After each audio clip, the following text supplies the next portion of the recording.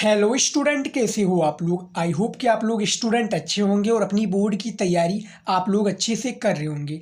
Student, आज का ये वीडियो क्लास 12 जियोग्राफी के जितने भी स्टूडेंट हैं उनके लिए सबसे ज़्यादा इम्पॉर्टेंट है, क्योंकि इस वीडियो में सभी महत्वपूर्ण दीर्घ उत्तरीय प्रश्न लेकर आए हैं जो आपके बोर्ड एग्जाम में हर साल पूछे जाते हैं। 2 प्रश्न बोर्ड एग्जाम में पूछे जाते हैं खासकर जियोग्राफी में, और 12 नंबर का होता है। टोटली आपका 6 नंबर का प्रत्येक प्रश्न होता है। तो अभी से तैयार कर लो इन सभी प्रश्नों को, क्योंकि बोर्ड एग्जाम की दृष्टि से सबसे ज़्यादा इंपॉर्टेंट है। तो देखिए, स्टार्ट करते हैं वीडियो। देखिए स्क्रीन पर रहा ये पहला प्रश्न क्या है कि विकासशील देशों में मानव बस्तियों की समस्याओं का वर्णन कीजिए। ये दीर्घ उत्तरीय प्रश्न है जो कि लॉन्ग क्वेश्चन है और 250 वर्ड में इसका आपको आंसर देना होता है। तो स्क्रीन पर जो पहला प्रश्न स्टूडेंट क्या है, देखिए बहुत ही खास वीडियो है आज का। देखिए कि विकासशील देशों में मानव बस्तियों का समस्याओं का वर्णन कीजिए। एनसीईआरटी का ये प्रश्न है, 2020 और 22 में पूछा गया था। तो इस प्रश्नों को आप कॉपी पेन लेकर बैठ जाइए। जितने भी मैं प्रश्न बता रहा हूँ इस वीडियो में, आप इन सभी प्रश्नों को नोट कर दीजिए। उसके बाद में आप तैयार कर लीजिए, याद कर लीजिए, और 2 प्रश्न पूछा जाएगा, 12 नंबर आपका कंफर्म हो जाएगा। काफ़ी स्टूडेंट ने कमेंट किया था कि सर आप लॉन्ग क्वेश्चन पर बनाइए जो कि जियोग्राफी पर हो। तो आज का ये वीडियो आप ही लोगों के लिए है। उसके बाद में देखिए दूसरा प्रश्न क्या है, भू निम्नीकरण से आप क्या समझते हैं। इस देखिए जो भू निम्नीकरण है इससे आप क्या समझते हैं, क्योंकि लॉन्ग क्वेश्चन है भैया, तो पूछा तो जाएगा बड़ा। और इसको कम करने के उपाय बताइए। जो इसको कम करने, जो भू निम्नीकरण है इसको कम करने की कौन कौन सी उपाय हैं, या किससे कम हो जाता है, इसका आपको उपाय सुझाना है। 2020 और 22 में ये प्रश्न पूछा गया था। इंपॉर्टेंट है, नोट कर लीजिए अभी कॉपी में। और यदि आपने अभी हमें फॉलो नहीं किया इंस्टाग्राम पर, तो भैया जाओ डिस्क्रिप्शन में लिंक है, जाइए फॉलो कर लीजिए। वहाँ पर भी हम न्यू न्यू अपडेट्स आपके लिए लाते रहते हैं। तो जाइए देखिए। उसके बाद में देखिए तीसरा प्रश्न क्या है, मानव भूगोल की विभिन्न शाखाओं का वर्णन कीजिए। इससे पहले यदि आपने वो वीडियो नहीं देखा है जो हमने अति लघु उत्तरीय, लघु उत्तरीय, उसमें भी हमने प्रश्न बताया है, प्रश्न सहित उत्तर भी दिया है, जो कि किसका, अति लघु उत्तरीय का था। और काफ़ी हम ऑब्जेक्टिव क्वेश्चन भी कराते रहते हैं, तो वो भी आप तैयार कर लीजिएगा। तो मानव भूगोल की जो विभिन्न शाखाएं हैं इसको आपको वर्णन करना है। कौन कौन सी शाखाएं हैं, जैसे चिकित्सा भूगोल, मानचित्र भूगोल, उसके बाद जनसंख्या भूगोल, बिड़प्पन भूगोल, उसके बाद में क्या है, सारे जो भूगोल हैं कुल मिला के 10 भूगोल हैं, आपको उन्हीं के जो शाखाएं वर्णन करना है। ये आपका दीर्घ उत्तरीय प्रश्न में पूछा है। यदि आपका यही प्रश्न लघु उत्तरीय में पूछ लिया जाता है तो जितने भी आपका जो शाखा है उसका थोड़ा थोड़ा आपको लिखना रहता, नहीं तो आप शाखा का नाम ही लिख देते, और नहीं लिखेंगे शाखा का नाम, यदि आप उसमें लघु उत्तरीय में लिख देते तो कोई बात नहीं, आपको एग्जामिनर तब भी 4 नंबर देता। उसके बाद में देखिए चौथा प्रश्न क्या है स्टूडेंट, कि विश्व में लौह इस्पात उद्योग के विकास के कारकों का वर्णन कीजिए तथा इस उद्योग के प्रमुख देशों का नाम लिखिए। जो इस उद्योग का जो प्रमुख देश है, यानी विश्व की बात हो रही है। तो जो आपका एनसीईआरटी 2018, 20 और 22 में ये प्रश्न पूछा गया था। अभी इन सभी प्रश्नों को आप लिख लीजिए। लिख लेंगे तो आप ही के लिए फ़ायदेमंद होगा, क्योंकि बोर्ड एग्जाम में ये काफ़ी ज़्यादा इंपॉर्टेंट है। और जितने भी आपके लॉन्ग क्वेश्चन हैं यही आपका काफ़ी अच्छे मार्क्स दिलाते हैं बोर्ड एग्जाम में, खासकर जियोग्राफी में। तो आपसे रिक्वेस्ट है तैयार कर लीजिए। और इससे बाहर जो आपका कोई प्रश्न, इससे बाहर कोई भी आपका प्रश्न नहीं आएगा। आप यदि जो मैं इस वीडियो में प्रश्न बताने वाला हूँ दीर्घ उत्तरीय, यदि आप इनमें से तैयार कर लेते हैं तो आपका बड़े आराम से 2 फंस जाएगा। पांचवा देखिए क्या है, प्रवास में ग्रामीण से नगरीय क्षेत्रों में होने वाले प्रवास के कारणों का उल्लेख कीजिए। या प्रवास से आप क्या समझते हैं, प्रवास के कारणों की विवेचना कीजिए। ये भी प्रश्न आपका पूछ लिया जाएगा अथवा लगकर। इसका आंसर एक ही होगा, चाहे जितना प्रश्न पूछ लिया जाए अथवा लगकर, लेकिन जो इसका प्रश्न का आंसर होगा केवल एक ही होगा। ये आपको याद रखना है। तो एनसीईआरटी 2016, 17, 18, 20 और 22 में पूछा गया ये 5वां प्रश्न है, तो नोट कर लीजिएगा।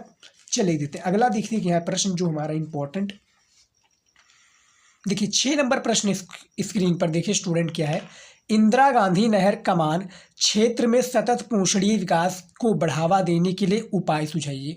जो इंदिरा गांधी नहर कमान है क्षेत्र में जो सतत पोषणीय विकास है इसको बढ़ावा देने के लिए जो उपाय है आपको सुझाना है। बहुत ही ज़्यादा इंपॉर्टेंट है और सारे क्वेश्चन इंपॉर्टेंट है, ये नहीं कि इंपॉर्टेंट नहीं है। ये काफ़ी रिसर्च से ये सभी प्रश्न हम लेकर आए हैं।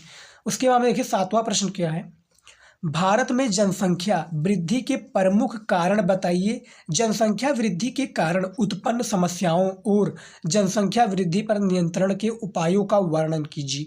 एनसीईआरटी का प्रश्न है, 2020 और 22 में ये आया था, तो ये आपको याद तैयार कर लेना है। उसके बाद देखिए 8वां प्रश्न क्या है, मानव भूगोल के अर्थ एवं विषय क्षेत्र का वर्णन कीजिए। जो आपका पहला चैप्टर है भारतीय समाज एक परिचय, काफ़ी ज़्यादा इंपॉर्टेंट चैप्टर है और उस चैप्टर से काफ़ी क्वेश्चंस आते हैं। आपका ऑब्जेक्टिव आता है, सब्जेक्टिव आता है और लॉन्ग क्वेश्चन जो हम बता रहे हैं ये भी आपका पूछा आता है कि मानव भूगोल किसे कहते हैं, मानव भूगोल की विभिन्न शाखाओं का वर्णन कीजिए।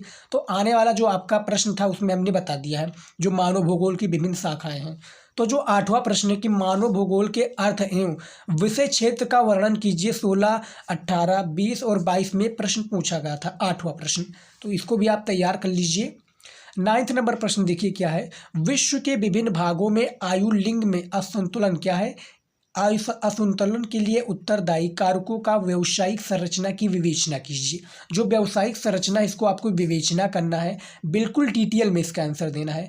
जो विश्व के विभिन्न जो भागों में जो आयु लिंग संतुलन है, जो इसके कारक है तथा व्यावसायिक जो संरचना है, दोनों एक ही है। इसकी विवेचना आपको डिटेल में इसका आंसर देना है।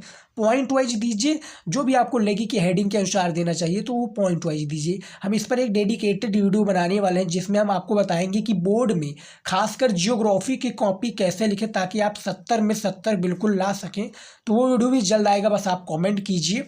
उसके बाद में देखिए 10 नंबर प्रश्न क्या है, मानव विकास सूचकांक की गणना कैसे होती है। जो मानव विकास सूचकांक है, जो इसकी गणना होती है, ये कैसे होती है, इसका सूत्र भी बताना है, कैसे होती है समझाइए। डिटेल में इसका आंसर देना है खासकर। तो देखिए 15, 16, 17, 18 और 20 ये आपको याद रखना है। ये इतने सन में पूछा गया था और हम आपको सन भी बता रहे हैं कि कितने कितने ईयर में पूछा गया था, तो इसको भी आप तैयार कर लीजिएगा। 11 नंबर प्रश्न देखिए, संचार से आप क्या समझते हैं।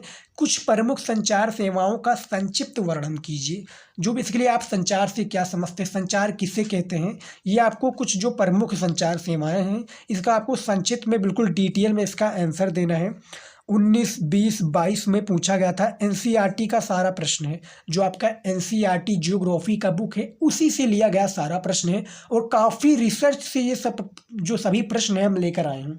तो आप अभी तक वीडियो को लाइक नहीं किया तो लाइक कर दीजिए भैया, क्योंकि ऐसा इंपॉर्टेंट क्वेश्चन आपको कोई भी नहीं बताएगा। तो आपसे रिक्वेस्ट है, चैनल पर नए तो हमारे चैनल को भी सब्सक्राइब कर लीजिए, वीडियो को लाइक कीजिएगा और अपने दोस्तों की भी शेयर कीजिएगा यदि आपको वीडियो अच्छा लगता है। उसके बाद में देखिए 12 नंबर प्रश्न क्या है। 12 नंबर भी प्रश्न आपका सबसे ज़्यादा इंपॉर्टेंट है कि प्रदूषण से आप क्या समझते हैं। प्रदूषण के प्रकार का एवं स्रोत बताइए। प्रकार भी बताइए या स्रोत, दोनों एक ही हैं। प्रकार अलग हो जाएगा, स्रोत अलग हो जाएगा, तो दोनों जो आपको जो भी आपको बेटर लगे वो आप, लेकिन यहाँ पर आपका जो प्रदूषण से आप क्या समझते हैं, प्रदूषण किसे कहते हैं, इसका तो आंसर आपको देना ही है। उसके बाद में जो सेकंड आ जाता है कि प्रदूषण के प्रकार एवं स्रोत बताइए, तो इसका आंसर भी देना। 2020 और 22 में पूछा गया था प्रश्न, इसको तैयार कर लीजिएगा। उसके बाद में देखिए 13 नंबर प्रश्न क्या है, जल संभर प्रबंधन क्या है। जो जल संभर प्रबंधन जो प्रबंधन है ये बेसिकली किसे कहते हैं या क्या है। क्या आप सोचते हैं कि सतत पोषणीय विकास में एक महत्वपूर्ण भूमिका अदा कर सकता है, ये आपको बताना है। प्रश्न छोटा जो है, प्रश्न कभी कभी छोटा भी पूछ लिया जाता है, लेकिन काम जो होता है धमाका वाला बड़ा वाला करता है, और कभी कभी बड़ा प्रश्न भी पूछ लिया जाता है। बस आपको घबराना नहीं है, क्वेश्चन को समझिए, क्योंकि 15 मिनट जो दिए जाते हैं आपको बोर्ड एग्जाम में, आपको पेपर को पढ़ने के लिए ही दिए जाते हैं। तो आप पेपर को ढंग से पढ़िए, और यदि आपको जो प्रश्न का आंसर नहीं आता है, यदि आप ढंग से पढ़ेंगे, उसको समझेंगे, तो ऑटोमेटिक आपकी माइंड में बनना स्टार्ट हो जाएगा।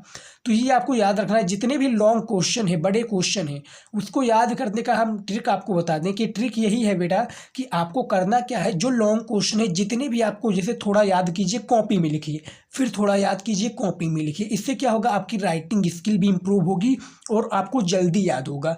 राइटिंग भी आपकी इम्प्रूव होगी, कॉपी में लिखने का तरीका भी मालूम होगा, और उससे आपका 2-3 फायदा होगा। तो ये आपको याद रखना है। तो 13 नंबर प्रश्न भी हमारा हो गया। उसके बाद में देखिए 14 नंबर प्रश्न क्या है, आधुनिक कृषि के प्रकारों का वर्णन कीजिए। जो आधुनिक कृषि है इसके प्रकार जो है आपको वर्णन करना है। 2020 और 22 में ये प्रश्न पूछा गया था जो आधुनिक कृषि से रिलेटेड है। तो आधुनिक कृषि के अंतर्गत ये भी आ जाता है, ट्रक कृषि किसे कहते हैं। तो ये सारा जो है आपका एक ही क्वेश्चन हो जाएगा, यानी या अथवा लगकर पूछ लिया जाता है, लेकिन जो इसका आंसर होगा एक ही पूछा जाएगा, एक ही आंसर दे देंगे। तो ट्रक कृषि, आधुनिक कृषि या कृषि से क्या समझते हैं, कृषि किस प्रकार से है, तो सारा आपका यहीं पे कॉन्सेप्ट क्लियर हो जाएगा। 2020 और 22 में प्रश्न पूछा गया था। हम आपको सन भी बताते हैं कि कितने कितने सन में पूछा गया था, और ये सारे जो प्रश्न हैं आपके बुक में भी मिल सकते हैं। 15 नंबर प्रश्न देखिए क्या है, जननांगीय संक्रमण की 3 अवस्थाओं के जो अवस्थाएं हैं आपको विवेचना करना है। जो जननांगीय संक्रमण है 3 इनकी अवस्थाएं बताइए। जननांगीय जो संक्रमण है ये आपका अति लघु उत्तरीय प्रश्न में पूछ लिया जाएगा कि किसे कहते हैं, तो इसका आंसर भी आपको देना होगा।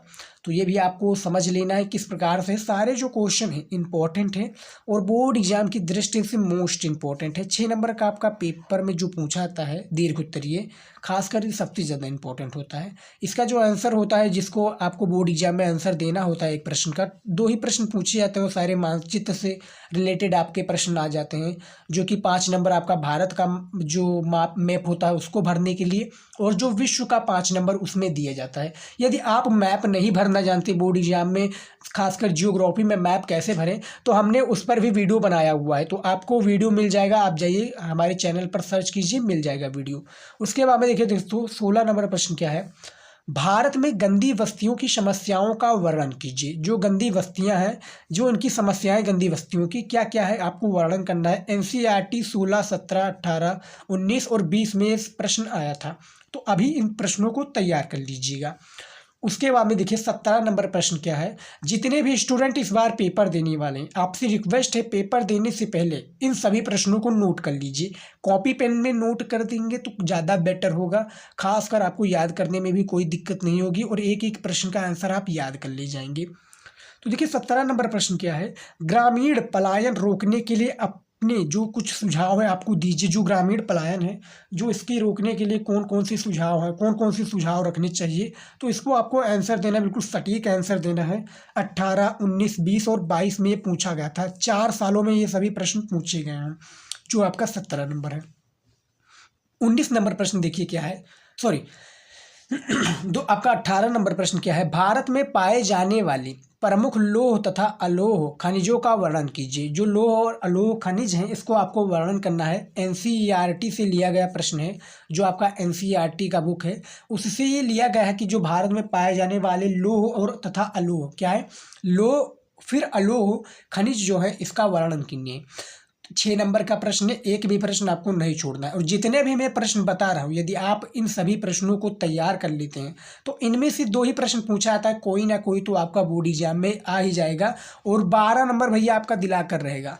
तो आप इन सभी प्रश्नों को तैयार कर लीजिएगा, याद रखिए। उसके बाद में देखिए 19 नंबर प्रश्न क्या है, टिप्पणी लिखिए। क्या है, टिप्पणी आपको लिखना है कि वायु प्रदूषण किसे कहते हैं, या टिप्पणी लिखिए जल प्रदूषण क्या है, टिप्पणी लिखिए ध्वनि प्रदूषण क्या है, या टिप्पणी लिखिए या वायु, या इस प्रकार से वायु प्रदूषण किसे कहते हैं, वायु प्रदूषण के कारणों की विवेचना कीजिए। तो ये सारा जो कॉन्सेप्ट है एक ही पूछा जाएगा, इसका आंसर एक ही हो जाएगा, अथवा लगकर आपका कोई भी प्रश्न पूछ लिया जाएगा, लेकिन जो आंसर होगा जो आपने मालूम किया होगा वही होगा। 20 नंबर हमारा जो टॉपिक है क्या है, 20 नंबर जो हमारा प्रश्न है, मानव और क्या है, मानव और पर्यावरण के संबंधों की व्याख्या कीजिए। जो मानव और पर्यावरण है, मानव अलग आपका हो गया, पर्यावरण आपका अलग हो गया, इसके जो संबंध है, किस प्रकार से संबंध है मानव और पर्यावरण के बीच में, इसको आपको डिटेल में इसका आंसर देना है। याद रखिएगा, डिटेल में इसका आंसर दीजिएगा। 6 नंबर का सवाल है, तो याद रखिएगा। आज देख सकते हैं किस प्रकार से हमने 20 मोस्ट इंपॉर्टेंट दीर्घ उत्तरीय प्रश्न को बताया है, जो आपके बोर्ड एग्जाम के लिए सबसे ज़्यादा इम्पोर्टेंट है। यदि आप यहाँ तक वीडियो आप देख रही हैं तो समझ लीजिए आपके 12 नंबर बिल्कुल पक्का होने वाले हैं, खासकर जियोग्राफी में। तो आज की इस वीडियो में बस इतना ही। आई होप कि आज का ये वीडियो आपको पसंद आया है। पसंद आए तो वीडियो को लाइक कीजिएगा, शेयर कीजिएगा। मिलते हैं नेक्स्ट वीडियो में नए टॉपिक के साथ। तब तक के लिए गुड बाय, जय हिंद। पढ़ते रहिए और अच्छे से तैयारी करते रहिए।